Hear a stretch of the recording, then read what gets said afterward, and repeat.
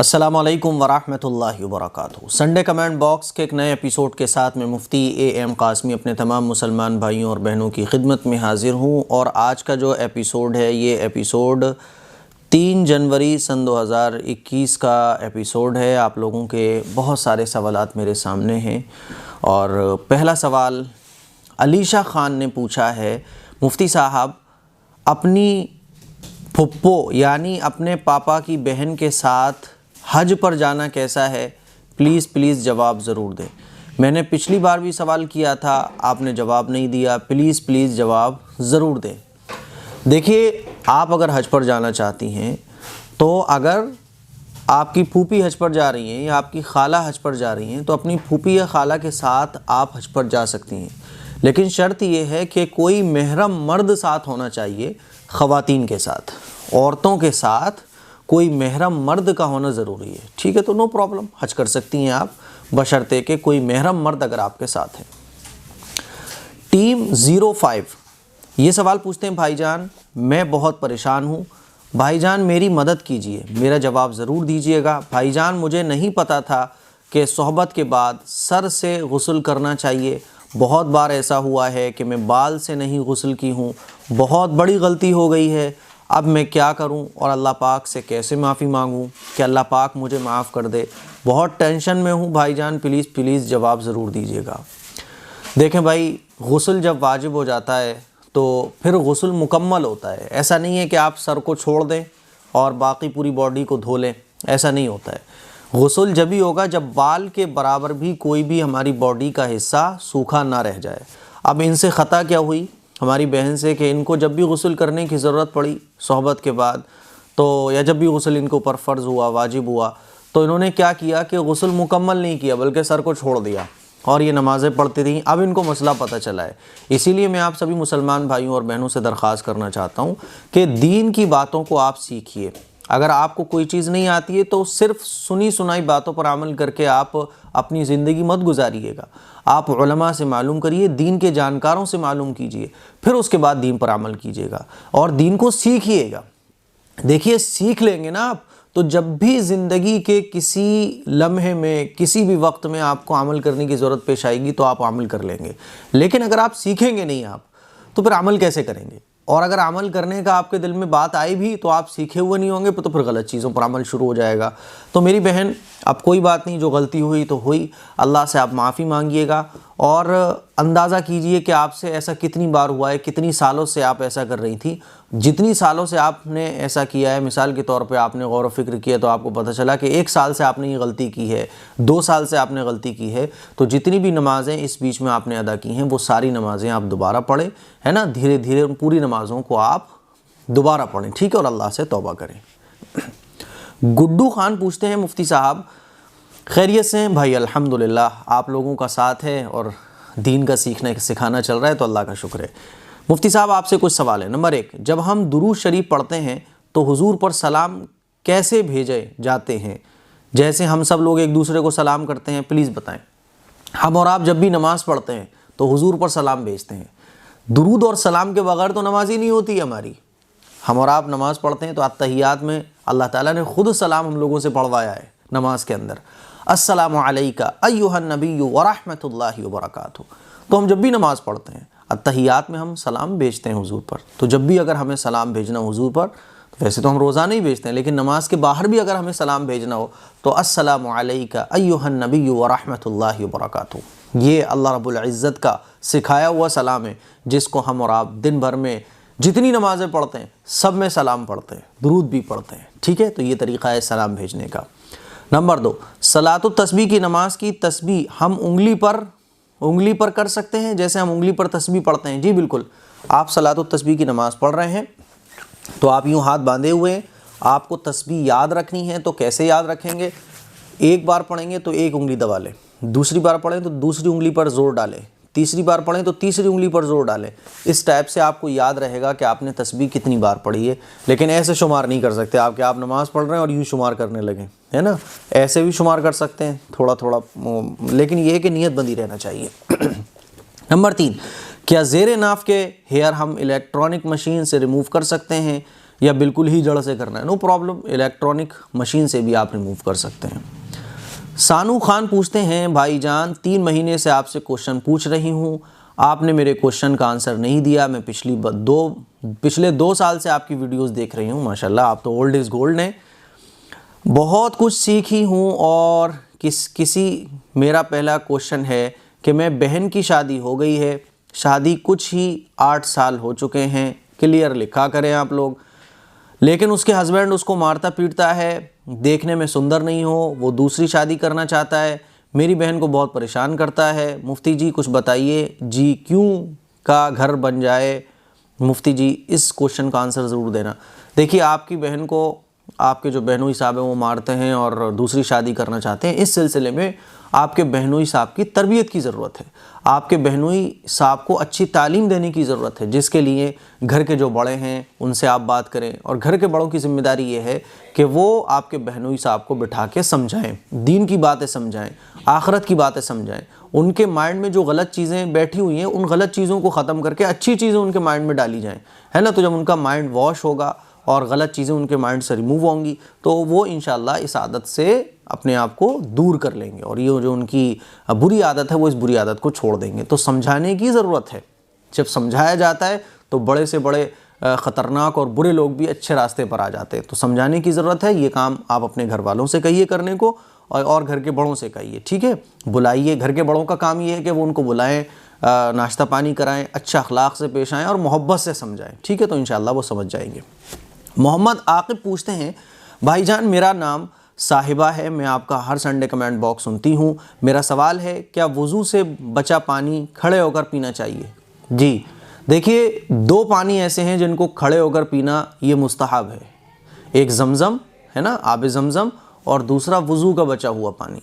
वज़ू का बचा हुआ पानी खड़े होकर पीना ये मुस्तहब है, ठीक है। तो बिल्कुल सही लिखा है आपने। हिना पूछती हैं, मुफ्ती साहब क्या लड़की और औरतों को गुस्ल या वज़ू करते वक्त चूड़ियाँ पहनना ज़रूरी है? ऐसा कुछ भी नहीं है, चूड़ियाँ पहनना ये सिंगार में आता है। चूड़ियाँ अगर कोई खातून पहनी हुई है तो ये सिंगार में आता है, किसी का मन कर रहा है चूड़ी पहनने का तो पहने, किसी का नहीं कर रहा है तो ना पहने, कोई मसला नहीं है। तो वज़ू और गुस्ल का इससे कोई ताल्लुक़ नहीं है। एस हाशमी पूछते हैं, मुफ्ती साहब आप बहुत अच्छी वीडियो बनाते हैं, आई हैव अ क्वेश्चन। मेरी एज 10 साल है, क्या जो स्कूल में, माशाल्लाह एज 10 साल है आपकी एज 10 साल है, और मुझे बहुत ज़्यादा ऐसे बच्चे अच्छे लगते हैं जिनके अंदर 10 साल से ही दीनी सोच हो जाती है उनकी, वो हर चीज़ को दीन से मिलाते हैं कि हमारे दीन ने ये सही कहा है या गलत कहा है। तो माशाल्लाह बहुत खुशी की बात है, आपकी एज सिर्फ 10 साल है और आप क्वेश्चन देखें, क्वेश्चन इन्होंने ऐसा पुटअप किया है जो बड़े बड़े लोग समझदार लोग भी इस क्वेश्चन को पुटअप नहीं करते हैं और इसकी तरफ तवज्जो ही नहीं करते हैं। इन्होंने पूछा है कि जो स्कूल में प्रार्थना करवाते हैं, क्या मुसलमान बच्चों को प्रार्थना करना जायज़ है? Please reply Sunday comment box में जवाब ज़रूर दीजिएगा, ज़रूर सवाल लेना।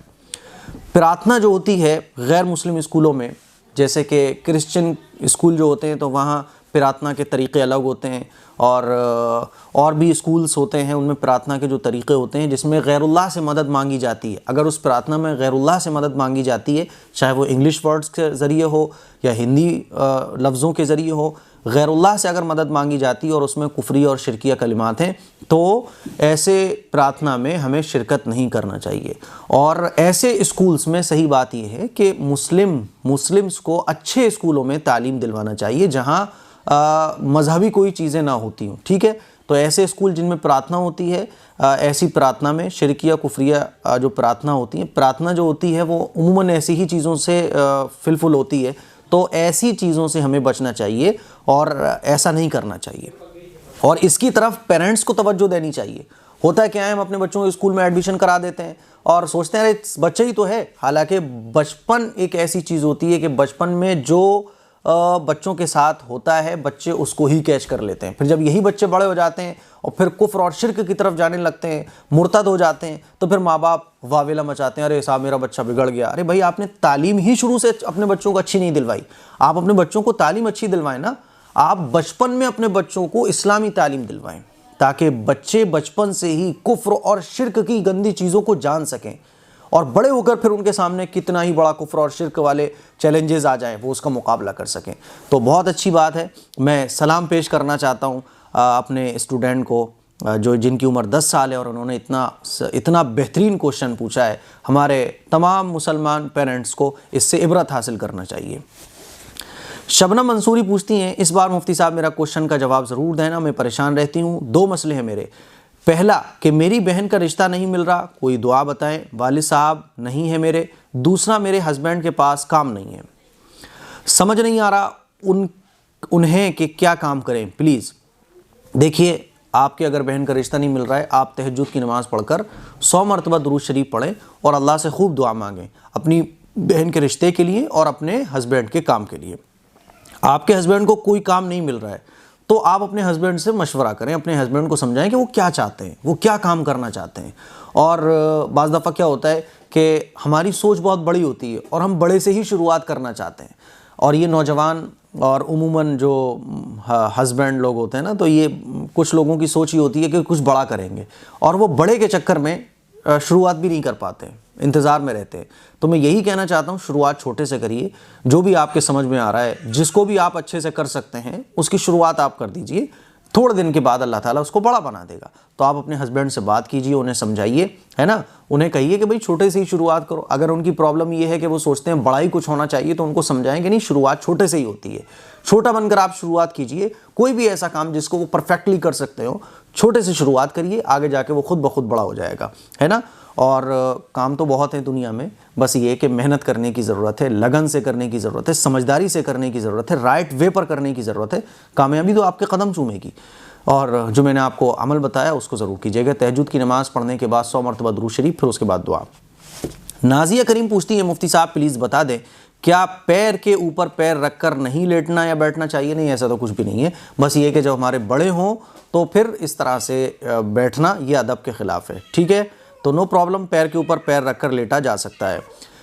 रईसुल हक अगला सवाल पूछते हैं, भाईजान मैं बार बार सवाल कर चुकी हूं लेकिन जवाब नहीं मिलता, फिर भी मैं सवाल करती रहूंगी और नाराज़ कभी नहीं होती क्योंकि आपकी वीडियो से बहुत जानकारी मिलती है। मेरा सवाल है कि आपने शुक्राने की नमाज़ पढ़ने का जो तरीक़ा बताया है, ऐसा लिखा करें क्लियर, ताकि पढ़ने में बड़ी आसानी हो। बहुत अच्छा लिखा है इन्होंने, अपना सवाल बहुत क्लियर लिखा है। जैसे कि पहली रकात में सूरह फातिहा के बाद कोई एक सूरत पढ़नी है, लेकिन मेरी अम्मी ने हम लोगों को बताया था कि जिस तरह नफल नमाज पढ़ी जाती है, यानी कि सूरह फातिहा के बाद 3 मरतबा सूरह इखलास पढ़ी जाती है। मैंने बहुत सी शुक्राने की नमाज़ इसी तरीके से पढ़ी है, तो क्या मेरी नमाज़ गलत तो नहीं होगी? और दूसरा सवाल ये है कि क्या औरतें, पहले सवाल का जवाब मैं आप लोगों को देना चाहता हूँ कि कोई भी नमाज़ जो होती है उसके पढ़ने के कोई तरीक़े अलग अलग नहीं होते हैं। एक नफल नमाज है, एक फ़र्ज़ नमाज है ना, एक सुन्नत नमाज है। सब में यही होता है कि सूरह फातिहा के बाद एक सूरत मिलाई जाती है। फ़र्ज़ नमाज में ये होता है कि 4 रकात वाली नमाज है या 3 रकात वाली नमाज है, तो उसमें ये होता है कि सूरह फातिहा के बाद हम सूरत मिलाते हैं, लेकिन तीसरी और चौथी रकात में सिर्फ सूरह फातिहा पढ़ते हैं। और जो नफल नमाज होती है, जो सुन्नत नमाज होती हैं, उनमें ये होता है कि सूरह फातिहा के बाद कोई भी सूरत मिलाई जाती है चारों रकात में, ठीक है ना। लेकिन आपकी अम्मी ने जो तरीक़ा बताया, ये तरीक़ा कोई मसनून नहीं है। कोई भी सूरत आप किसी भी रकात में पढ़ सकते हैं, नो प्रॉब्लम, कहीं से भी पूरे कुरान में से पढ़ सकते हैं, ठीक है। और जिस तरीके से आपने नमाज़ें पढ़ी तो वो नमाज़ें गलत नहीं होंगी, ठीक है। लेकिन कोई ख़ास तरीक़ा नफल का, कोई ख़ास तरीक़ा सुन्नत का, ऐसा कुछ भी नहीं है, ठीक है ना। तो परेशान होने की कोई बात नहीं है, आपकी नमाज़ें बिल्कुल ठीक है। अच्छा, दूसरा सवाल ये है कि क्या औरतें हैज़ की हालत में आयतल कुर्सी को पढ़ सकती हैं अपनी हिफाजत के लिए? प्लीज़ मुफ्ती साहब इस बार मेरा सवाल ज़रूर शामिल कीजिएगा। आयतल कुर्सी चूँकि कुरान करीम की आयत है, इसलिए कुरान करीम की आयत को नहीं तिलावत किया जा सकता है। हैज़ की हालत में जितनी भी दुआएँ जो कुरान करीम की आयत हैं उनको नहीं पढ़ा जा सकता है। जो दुआएँ मसनून हैं, जो यानी जो कुरान करीम की आयतें नहीं हैं, उनको पढ़ा जा सकता है, ठीक है। हाफिज़ रईसुद्दीन, अच्छा अस्सलाम वालेकुम जी, मैं हिंदुस्तान से। वालेकुम अस्सलाम। मोहम्मद रईसुद्दीन हाफिज़, हज़रत तालिब इल्म के पैरों के नीचे फ़रिश्ते पर बिछाते हैं, जैसे हम फारिग होते हैं, मुफ्ती बनते हैं, आलिम बनते हैं, कि इसके बाद भी फ़रिश्ते हमारे पैरों के नीचे पर बिछाते हैं? तालिब इल्म के कदमों के नीचे फ़रिश्ते पर बिछाते हैं। ये उनकी रेस्पेक्ट के तौर पर हदीस बयान की गई है कि उनका इतना ऊंचा मकाम है कि फ़रिश्ते उनके कदमों में पर बिछाते हैं। अब जब तालिब इल्म, अभी वो मुफ्ती नहीं बना, अभी वो आलिम नहीं बना, अभी वो उसने पूरी पढ़ाई मुकम्मल नहीं की है, तब उसके कदमों में फ़रिश्ते पर बिछा रहे हैं, तो आप अंदाज़ा कीजिए जब वो आलिम बन जाएगा, जब वो मुफ्ती बन जाएगा, तो फिर उसका कितना इकराम और कितना एज़ाज़ होगा। अगर कार्ड जो है शादी का किसी के यहाँ से बड़ा गिफ्ट के साथ हमारे पास पहुँचे, मिसाल के तौर पे किसी ने बहुत बड़ा गिफ्ट किसी ने हमें किया और शादी का कार्ड भी दिया कि भाई ये शादी का कार्ड आपको गिफ्ट के साथ दिया जा रहा है। तो आप अंदाज़ा कीजिए कि जब उसने कार्ड आपको इतनी रेस्पेक्ट के साथ दिया है, तो जब वो आपको बुलाएगा, जब आप उसके यहाँ जाएंगे, तो वो आपका कितना इज्जत और इकराम करेगा। तो जब पढ़ाई के वक्त ही, अभी आलिम नहीं बने मुकम्मल, अभी हाफिज नहीं बने मुकम्मल, जब फरिश्ते पर बिछा रहे हैं, तो मुकम्मल होने के बाद कितना बड़ा एजाज़ और इकराम मिलेगा, उसको भी हदीस मुबारक में बयान कर दिया गया है। तो ये रेस्पेक्ट वाले अल्फाज हैं, अहमियत और कदर बताने के लिए ये हदीस में अल्फाज आए हैं कि फ़रिश्ते पर बिछाते हैं, और फ़रिश्ते बिछाते भी हैं पर। ठीक है, एसपी हेमराज अगला सवाल पूछते हैं, मुफ्ती साहब मेरा एक सवाल है, प्लीज़ जवाब ज़रूर देना। मेरा सवाल ये है, जब से मेरी शादी हुई है, जब से मेरी अम्मी मेरे से बात नहीं करती है, मैंने खूब कोशिश कर ली उनसे बात करने की, पर बात ही नहीं करना चाहती हैं। मैंने कभी भी कोई ऐसा काम नहीं किया जिससे उनको दुख हो, और मैंने शादी भी उनकी पसंद की लड़की से की है, फिर भी मेरी अम्मी मेरे से बात नहीं करना चाहती है, तो मैं क्या करूं? प्लीज़ मेरे इस सवाल को संडे कमेंट बॉक्स में ज़रूर शामिल कीजिएगा। मैं ज़िला मेरठ का रहने वाला हूं, मेरा नाम मोहम्मद अकरम है। मेरे भाई, आप ये पूछिए अम्मी से कि आपको क्या प्रॉब्लम है, आपको क्या प्रॉब्लम है। बाज़ दफ़ा आप अच्छा कर रहे होते हैं, लेकिन अम्मी उसको नेगेटिव वे से देख रही होंगी, तो आप अपनी अम्मी से पूछिए, और जो उनकी गलतफहमी है वो उस गलतफहमी को दूर कीजिएगा। दूसरी बात, अगर आप अपनी अम्मी के साथ बहुत अच्छा कर रहे हैं, उनका ख्याल रख रहे हैं, उनके सारे हक़ अदा कर रहे हैं, उनका कहना भी मान रहे हैं, कोई भी काम आप अपनी तरफ से ऐसा नहीं कर रहे हैं जिससे उनको तकलीफ़ पहुंच रही है, फिर भी आपकी अम्मी को तकलीफ़ पहुंच रही है, आपकी अम्मी आपसे बात नहीं कर रही हैं, तो आप इसमें फिर अल्लाह ताला की तरफ से जो है गिरफ्त आपकी नहीं होगी, और आप इसमें कसूरवार नहीं होंगे। अगर आप अपने माँ बाप का हक़ अदा कर रहे हैं, है ना, तो फिर आप अपना ज़िम्मा अदा कर चुके हैं, और शरीयत में फिर आपके ऊपर कोई पकड़ नहीं है, आप पर कोई गिरफ्त नहीं है। फिर भी जो मैंने बातें कही उन पर आप तवज्जो दीजिएगा, उनसे पूछिएगा, उनसे बात कीजिएगा, और अपनी तरफ से अपने मामलात पूरे अच्छे रखिएगा, साफ़ रखिएगा। ठीक है, AQQUF प्रोफाइल का नाम आप देख लिया करें कैसे नाम है। इम्पोर्टेंट मसला, क्या गुलाब और अनार जैसे प्लांट घर में लगाने से शैतान जिन वगैरह आते हैं? ऐसा कुछ भी नहीं है, शैतान जिन वगैरह प्लांट वगैरह लगाने से नहीं आते हैं। नो प्रॉब्लम, आपको जो अच्छा लगता है वो आप पेड़ पौधे लगा सकते हैं घर में। राज अली कहते हैं, भाईजान प्लीज़ बताएं, मेरी नमाज के लिए तयम्मुम कर सकती हूँ, क्योंकि मुझे पानी को नाक में लेने से सर्दी हो जाती है, और वज़ू करने से भी क्या करूं? भाई कोई बात नहीं, गर्म पानी करके आप वज़ू कर लें, है ना, गर्म पानी करें। ऐसा नहीं है कि तयम्मुम से काम चल जाएगा। अल्लाह के लिए जो है आप ठंडे पानी से करेंगे, कोई बात नहीं, थोड़ा बहुत सर्दी ज़ुकाम तो हो जाएगा। और वैसे तो अल्लाह ताला ने आजकल इतनी सहूलतें दे रखी हैं हम लोगों को कि गर्म पानी भी है, गर्म पानी के इंतज़ामात भी हैं, तो गर्म पानी आप कीजिएगा, नो प्रॉब्लम। ठीक है, हीरा वर्सिया ये पूछते हैं, मुफ्ती साहब मैं चाहती हूँ कि मेरे शहर में भी शरीयत बोर्ड हो, और सारे मसले शरीयत बोर्ड से ही सुलझे जाएं, और हमारे काम के लोग इस्लाम में, और हमारी कौम के लोग इस्लाम से बहुत दूर हैं, उसके लिए क्या करें? देखिए, आप जहाँ भी रहते हैं, जिस एरिया में भी आप रहते हैं, वहाँ उलमा इकराम के बयानात करवाएं, इस्लाही बयानात हों। आप चाहें तो हमें भी बुला सकते हैं, नो प्रॉब्लम। आप मुझे मेल कर सकते हैं askmqasmi@gmail.com पर। हमारी पूरी टीम है वो आपके यहाँ आएगी, और इस्लाही बयानात और दीनी बातें लोगों को बताई जाएंगी। दीनी बातें लोगों को जब बताई जाती हैं, तो एक दिन, महीने, 2 महीने, 3 महीने, साल, 2 साल के बाद लोगों में चेंजिंग आनी शुरू हो जाती है। तो पहले वहाँ इस्लाही बयानात हो, लोगों को दीन की बातें समझाई जाएं, बताई जाएं, फिर जब लोग दीन की तरफ आने लगें, तो इंशाल्लाह ये सारे काम खुद ब खुद ऑटोमेटिक होना शुरू हो जाएंगे। मुस्कान सिद्दीकी पूछती है, मुफ्ती साहब मेरा आपसे एक सवाल है, क्या बीवी अपने शौहर को उसका नाम लेकर बुला सकती है?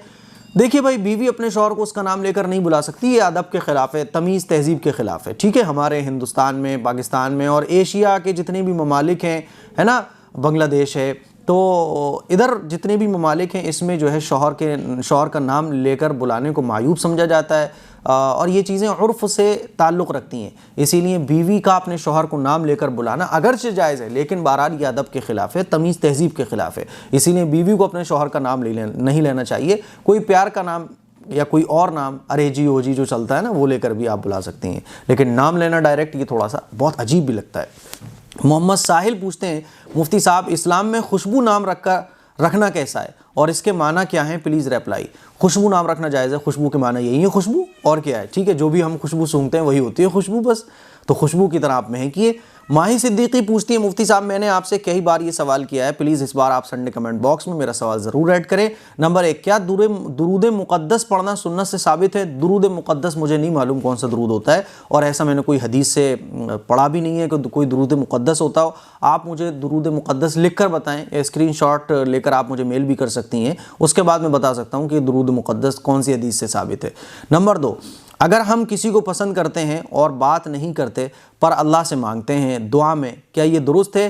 क्योंकि कहते हैं कि अल्लाह ने पहले ही सबकी जोड़ी बना रखी है, अगर हम किसी को दुआ में मांगते हैं तो क्या नसीब बदल जाता है? प्लीज़ मुफ्ती साहब अगले संडे कमेंट बॉक्स में इसका जवाब ज़रूर दें। देखिए, एक होता है अल्लाह का इल्म, अल्लाह के इल्म को ही तकदीर और मुक़द्दर कहा जाता है, लेकिन अल्लाह ने हमें मजबूर नहीं बनाया।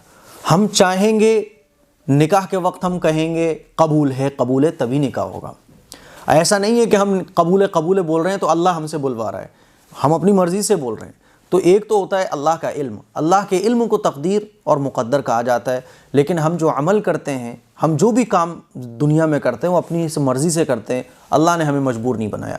हमारे सामने बहुत सारे रिश्ते होते हैं, हम एक रिश्ते को चुनते हैं, ठीक है, रिश्ता चुना हुआ नहीं होता है। वो रिश्ता चुना हुआ कि भाई जोड़ियाँ आसमानों पर बनी हुई, ये अल्लाह का इल्म है। अल्लाह के इल्म से हम अपने अमल का टकराव नहीं कर सकते, ये बात अच्छे तरीके से आप समझें। अल्लाह का इल्म से हम अपने अमल का टकराव नहीं कर सकते। अल्लाह का इल्म है, तकदीर, उस पर ईमान लाना ज़रूरी है, और तकदीर को समझा नहीं जा सकता, क्योंकि ईमान उन्हीं चीज़ों पर लाने को शरीयत में कहा गया है जिसको इस अक़ल से समझा नहीं जा सकता। अब तकदीर अल्लाह का इल्म है, अल्लाह के इल्म को हम अपनी अक़ल से नहीं समझ सकते, इसीलिए कहा गया ईमान ले आओ बस तकदीर पर। लेकिन अल्लाह ने हमें मजबूर नहीं बनाया। हमारे सामने बहुत सारे ऑप्शंस होते हैं, ये लड़का है, ये लड़का है, ये लड़का है, हमारे घर वाले चूज़ कर सकते हैं अपनी मर्ज़ी से। तो हम जो भी कुछ करते हैं वो अपनी मर्ज़ी से करते हैं, ठीक है ना। तो इसीलिए आप बेहतरीन रिश्ता है आपके सामने तो आप अपने घर वालों से कह सकती हैं। सिर्फ आप अल्लाह से दुआ मांग रही हैं, दुआ भी करिए, लेकिन कोशिश के बाद। आपको कोई रिश्ता अच्छा लग रहा है तो आप अपने घर वालों से आप कह सकती हैं। आपके घर वालों को कोई रिश्ता अच्छा लग रहा है, अब उनके लिए ये है कि वो लड़के के घर वालों से बात करें कि भाई हमें ये रिश्ता पसंद है, लड़का पसंद है, बात कीजिएगा। ऐसा भी नहीं है कि पहले लड़के वाले शुरुआत करें या लड़की वाले, कोई भी शुरुआत कर सकता है, नो प्रॉब्लम। तो इन कोशिशों के बाद फिर अल्लाह से दुआ की जाए कि अल्लाह ताला उस जगह हमारा रिश्ता करवा दे, ठीक है। तो ये तरीक़ा होता है। मुझे उम्मीद है मसला आपके क्लियर हो गया होगा। ताहिर सिपाही पूछते हैं, मुफ्ती साहब हज़रत मैं इस बात से कन्फ्यूज़्ड हूँ, मैं अभी कॉलेज कर रहा हूँ और हॉस्टल में रहता हूँ, हॉस्टल से मस्जिद दूर है, तो क्या मैं हॉस्टल में नमाज़ अदा कर सकता हूँ, और उसके लिए मुझे क्या करना होगा? मस्जिद कितनी दूर है? 1 किलोमीटर, 2 किलोमीटर? भाई आप जवान हैं, दौड़ते हुए मस्जिद की तरफ जाएँ ना, इससे आपकी सेहत भी अच्छी रहेगी। मस्जिद में नमाज़ पढ़ना चाहिए जाकर। हाँ, कोई अगर मजबूरी है तो हॉस्टल में आप नमाज़ पढ़ सकते हैं। अलिश्मा बदरपुर कहती हैं, मुफ्ती साहब मैं आपका हर वीडियो पर कमेंट कर रही हूँ पर आप मुझे रिप्लाई नहीं कर रहे हैं। मुफ्ती साहब मेरा बेटा 5 साल का है, उसका नाम मोहम्मद अल्फैज़ है, उसको अभी तक बात करना नहीं आती, मुफ्ती साहब उसके लिए दुआ कीजिएगा, वो जल्द से जल्द बात कर सके। अच्छा, क्लियर लिखा करें। मुफ्ती साहब उसका नाम, तो देखिए मैं बताऊँ आपको, पहले तो आप अच्छे डॉक्टर को दिखाएं कि भाई क्या बात है, ये क्यों नहीं बोल रहा है, कितनी साल का हो गया, 5 साल का हो गया, क्यों नहीं बात कर रहा है, ठीक है।